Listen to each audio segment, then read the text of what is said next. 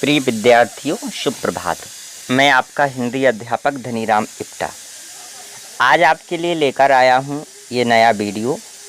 ये वीडियो उपन्यास नया रास्ता के भाग 24 के बारे में है।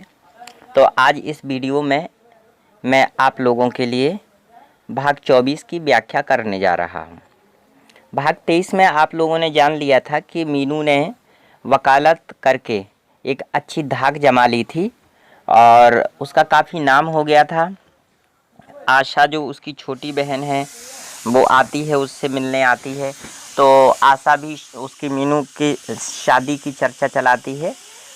तो लेकिन वो मीनू क्या है कि शादी करने का कोई उसका विचार नहीं है, तो अपना विषय बदल देती है आशा। अब उसके बाद की जो कहानी है वो आप यहाँ जानिएगा।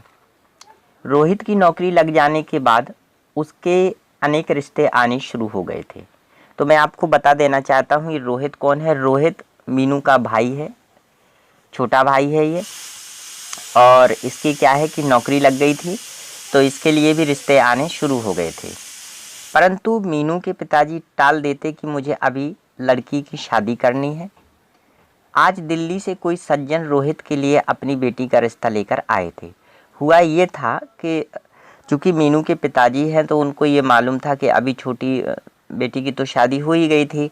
अब उन्होंने ये बताया कि अभी हमें अपनी बड़ी बेटी जो है मीनू, उसकी शादी करनी है, तो इसलिए हम अभी रोहित का रिश्ता नहीं करना चाहते हैं। लेकिन फिर भी लोग आ रहे थे बार बार। तो क्या है कि आज दिल्ली से कोई सज्जन रोहित के लिए अपनी बेटी का रिश्ता लेकर आए थे और मना करने के बाद भी अपनी बेटी का फ़ोटो उनके सामने छोड़ गए। माताजी और पिताजी दोनों को फ़ोटो पसंद आ गया था, यानी इन्होंने मना भी किया, लेकिन इसके बावजूद भी वो क्या हुए कि अपनी एक बेटी थी जो उनकी, जिसके लिए वो रिश्ता लेकर आए थे, उसकी फ़ोटो उन्होंने वहीं दे दी मायाराम जी को और कहा कि भाई आप फ़ोटो देख लीजिए, रिश्ता करना ना करना बात की बात है। तो उन्होंने फ़ोटो देखा तो लड़की पसंद भी आ गई सभी को, लेकिन बिना मीनू की स्वीकृति के वे उसका विवाह नहीं कर सकते थे। मीनू की स्वीकृति क्यों आवश्यक थी? आवश्यक इसलिए थी क्योंकि मीनू बड़ी थी और उसका रिश्ता वो पहले करना भी चाहते थे। लेकिन उन्होंने कहा ठीक है, बेटी है, बड़ी है, तो उसकी सलाह ज़रूर लेना चाहते थे वो। फिर भी देखिए आगे होता क्या है। तो यहाँ हुआ ये कि दयाराम जी ने अपनी पत्नी से कहा कि मीनू से बात करके उसे विवाह के लिए राज़ी करूं। माँ का विचार भी यही है कि मीनू अब अपने विवाह के लिए हाँ कह दे। तो उन्होंने कहा कि भाई वो मीनू अगर तैयार हो जाती है कि वो विवाह के लिए तैयार है और विवाह करने के लिए बिल्कुल तैयार है, विवाह कर सकती है, तो उन्होंने कहा कि भाई पहले उनकी बात जानी जाए, मीनू की बात को समझा जाए। लेकिन यहाँ देखिए होता यह है कि फिर तभी दरवाजे की घंटी बज गई। अब क्या है कि वो चर्चा तो यही चल रही थी कि मीनू को मनाया जाए, और जैसा कि दयाराम जी ने अपनी पत्नी से भी कहा कि आप मीनू को मनाओ। लेकिन हुआ ये कि तभी जैसे ही वो बात करने के लिए तैयार होंगी तो दरवाजे की घंटी बजी। दयाराम जी ने दरवाज़ा खोला।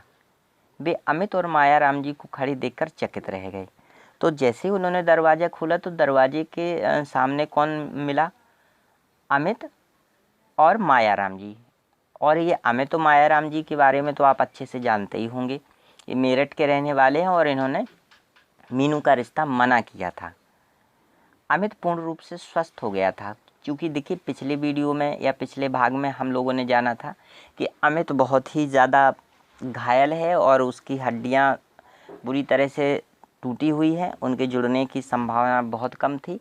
लेकिन खैर जैसा भी रहा हो, ईश्वर की कृपा से अच्छे इलाज से वह ठीक हो गया, तो पूरी तरह से वो स्वस्थ भी था।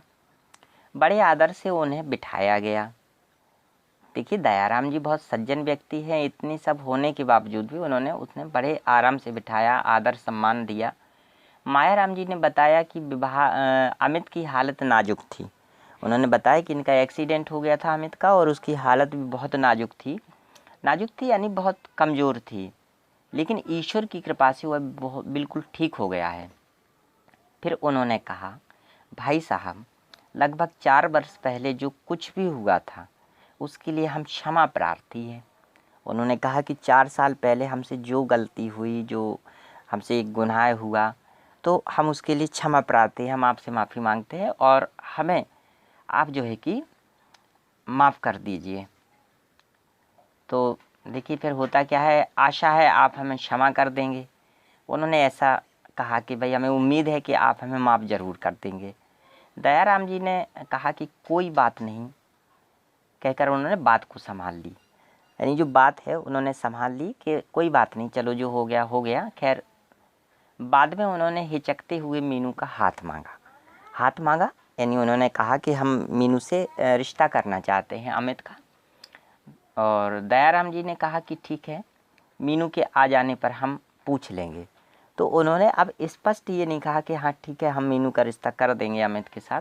तो उन्होंने कहा ठीक है, हम मीनू से विचार विमर्श करेंगे, इसके बाद हम आपको बता पाएंगे।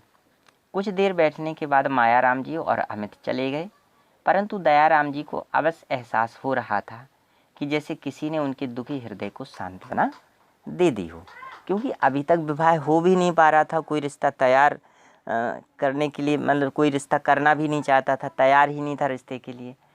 और यहाँ खुद आज रिश्ता चल के आया था, यानी वही 4 साल पहले के लोग जिन्होंने रिश्ता किसी तरह से मना कर दिया था मीनू से, तो वही लोग आज आए हैं रिश्ता करने के लिए कि आप हमें, मीनू से हम शादी करना ही चाहते हैं और आप तैयार हो जाइए, हाँ कर दीजिए। तो उन्होंने कहा दयाराम जी ने कि भाई हम मीनू से बात करेंगे, इसके बाद हम आपको कुछ बता पाएंगे। तो आज उनको, दयाराम जी को बड़ा अच्छा महसूस हुआ कि देखिए एक सांत्वना उन्हें मिल गई, क्योंकि उनका हृदय तो वैसे भी दुखी था। तो उन्हें एक सहारा मिल गया कि चलिए ठीक है, अब हमारा किसी तरीके से हमारी बेटी का संबंध हो जाएगा। अब भाग 25 और 26 इसके 2 ही भाग बचते हैं। तो अब मैं आप लोगों को जो अगला वीडियो है वो भाग 25 और 26 के बारे में लेकर आऊँगा।